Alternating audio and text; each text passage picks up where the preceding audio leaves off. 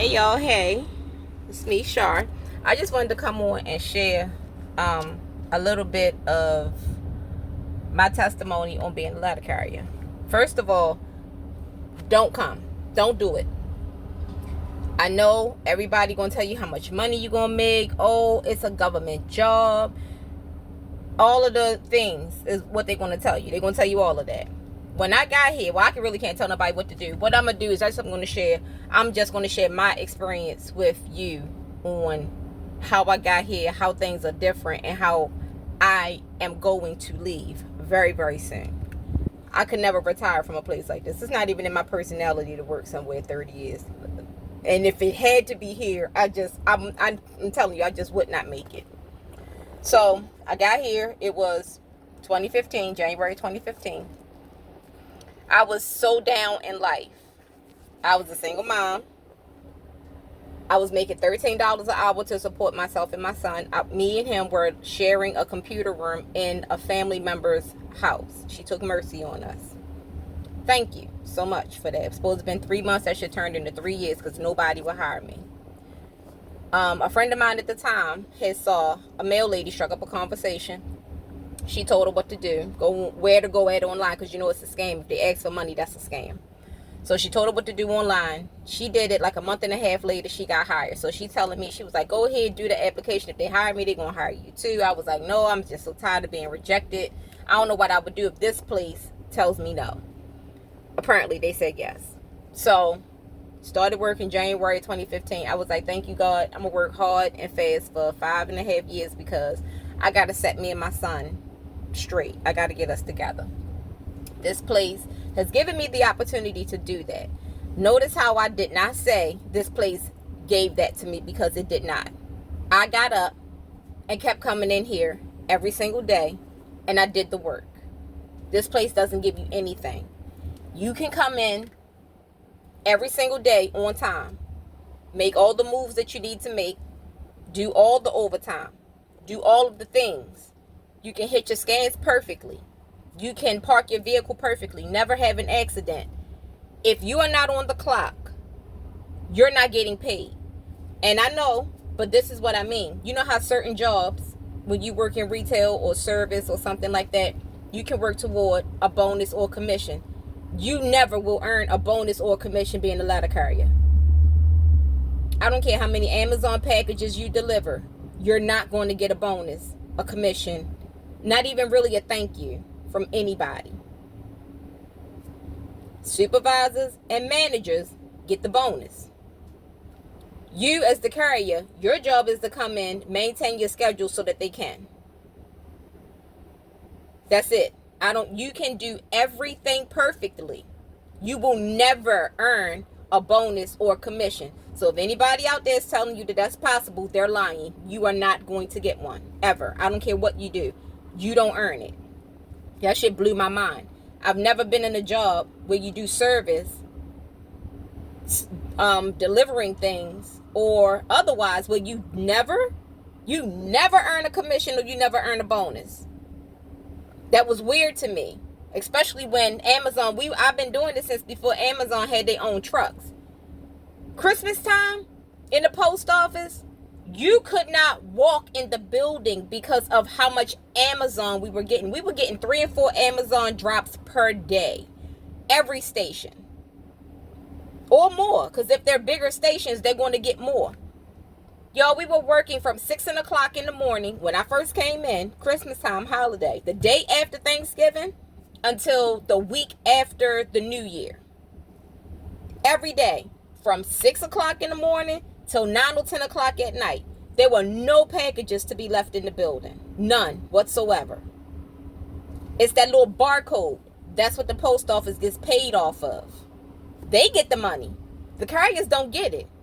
Supervisors get the money. And the managers, they get the money. We don't get anything but more work. Oh, and lots of discipline. There's no reward.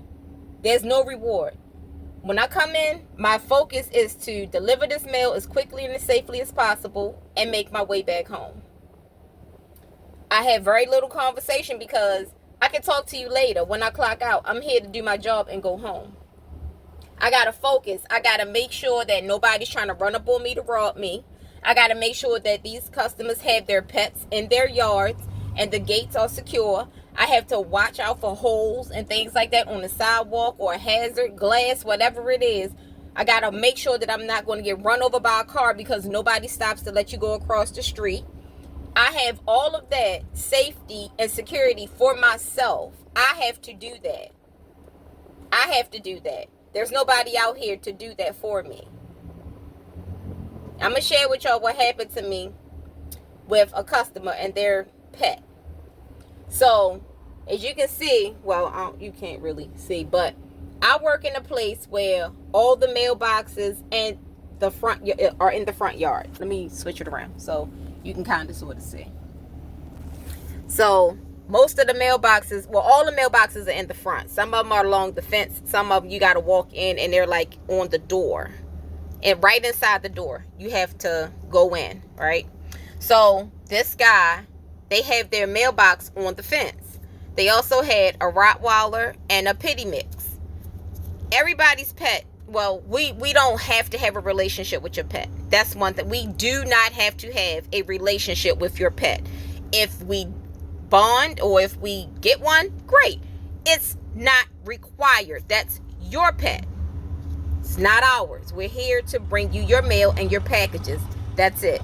If we can forge good relationships, which I have with 99.7% of the people on my route, because I come to your house every day. I just feel like, why not get along? Why not get along? I'm only going to be in your space for a minute or two. Let me go head on. You can go head on. Let's just live life. So he decided to, because he lives in a cul-de-sac, so it's no way that you don't know that I'm there because your house faces the entrance into the cul-de-sac, so you see me coming. He and the pets can be inside. As soon as my truck enters into the cul-de-sac, he likes to come outside with his two pets, and the mailbox is on the fence. What do the dogs do? They hang over the fence. Okay, cool. So I know that you're doing it on purpose. I'm going to ask you 2 times. Can you put your pet in the house? Just let me drop your mail off and I'm going to go ahead on about my business. I shouldn't have to do that. Why are you coming outside? You see me entering in. So he's doing it on purpose, like I said before. Y'all, when I called, I let the supervisors and everybody know. I did every step I was supposed to do, including suspending the mail for the entire cul-de-sac. Yes, we can hold your mail. You problematic. You're not getting any mail. Held the mail for everybody. I called the postal inspectors. I told the postal police. Told supervisors. The supervisor and the manager come out. I don't know what was said. He still kept doing it. I called the postal inspector. Oh, that's the in-house. Y'all supposed to go. Somebody, your manager or whatever, supposed to go and talk to them. I said they already did that. I'm telling you because you need somebody with a weapon on their hip to knock on the door and tell this man that what he's doing, he has to stop. I'm a federal employee. If anything happens to me, y'all are going to be held liable because I'm telling everybody, like every step I was supposed to do, I did. Do y'all know that man called, because eventually they ended up giving me a very small cluster box. I don't know if you know what a cluster box is. I'm going to take a picture of it and post it. They gave me a really small cluster box for 6 houses, which is the back row where his house is. I still have to do I have to show it to you because it's not going to make sense unless I show it to you. So one day I went and I was talking to a neighbor about why there's a cluster box now in the cul-de-sac, a small one, like their house is not included, and they wanted to know why, because they actually want one because of the crime in the area. Neither here nor there. So after I get finished talking to her, I move on and I go to I got a senior building. So I'm delivering in my senior building. So the manager calls me. She says that the guy with the dogs that I didn't even see that morning, he didn't come outside, or if he did, he was hiding somewhere in his yard, like standing in the doorway where I couldn't see him. I don't know. I did not see him that morning. He called up there and told the manager at my job that I cussed him out. I called him a fucking retard and something else. I said, I didn't even speak to him. I said, I didn't even see him this morning. Like, I didn't call you. If I have a problem with somebody, what I do is call and let them know, hey, you might get a call because this happened, whatever. That's their policy. So I try to stay as close as I can to policy.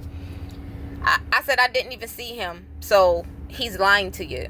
Oh, and he's threatening to get an attorney. So what I'm going to do, I'm just going to lie to him and tell him that I'm going to do disciplinary action against you because of the altercation that y'all had. I said I didn't have an altercation. I didn't see the man. I didn't say anything to him. Don't sit up there and lie. What you're supposed to do as a manager is you're supposed to defend the carrier, which is me. You're supposed to protect your money. That's me. Well, he said that he was going to get an attorney. I said, you know what? Do what you're going to do. She don't have no integrity. That's how it is here, though. Management, the supervisors, they don't have any integrity. They will lie on you. They will lie to you. It's so awful. The culture of this post office is so awful. And it's always a familiar face looking back at you if you catch my drift. It's the familiar faces that do you the worst in this place. I had some not familiar faces when I first came in.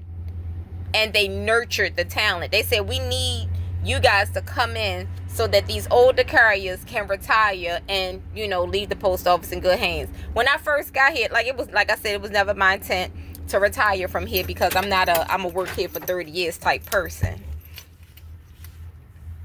But over these last almost 10, it solidified the fact that I have to get out of here. This place is so horrible. It really is. It's horrible. It's horrible. I'm going to come back and let y'all know some more. But I had watched a YouTuber, Dodash, and she hits on a lot of points that I've been saying for years. These jobs are trash. Y'all really find something else to do. Develop something for yourself. Hop on YouTube. Write a book. Do something. But don't fall victim and think that you have to stay in a place like this because at any second they can pull the rug out from up underneath of you. All right, that's been my word. I'm going to come back some more and just let y'all know more and more about certain things that I've been through being a ladder carrier. It's not all it's cracked up to be.